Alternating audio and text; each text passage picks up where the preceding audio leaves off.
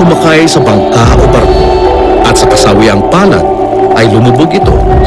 Ano ang maaaring gawin para maisalba ang sarili?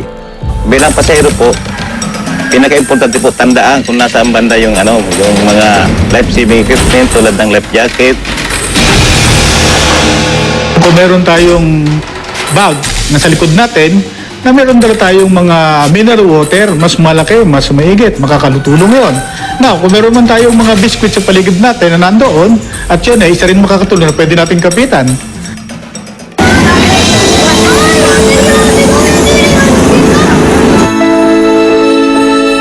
Dito kami ngayon sa Mubo, dadalawin namin ngayon si Tyron at si Rufa. Sikreto lang to.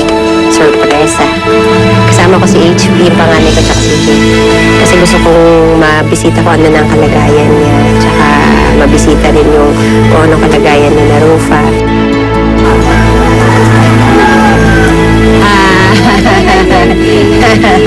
Hello! Aking baby, oh. Gusto ko mag-meet si Jacob tsaka si Tyron kasi nakita ko si Jacob sa kanya nung magkahawig sila. Parang sila singkit. Proud ako na mapakita yung picture ng family ko sa kanya. Kung sino yung family ko, tapos natutuwa rin ako makita yung family niya. Ay naku, yung mga picture sa cellphone parang na-reminisce na naman yung nakaraan. Merong side part of it, merong happy part of it.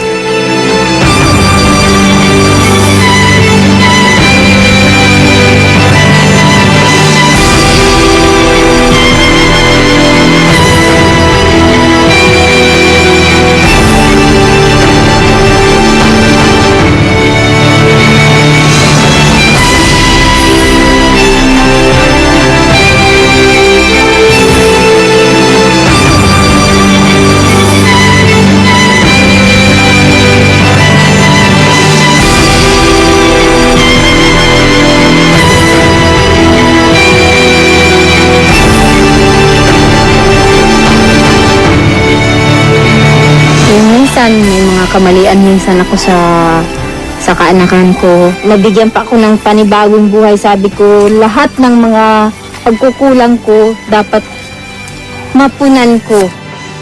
Alam mo ba kung anong nabago sa buhay ko nung pangyayari na yon? Mas lalo kong minahal yung mga anak ko, mas lalo kong minahal ang asawa ko, mas lalo kong minahal ang pamilya ko na as if bukas hindi na ako mabubuhay.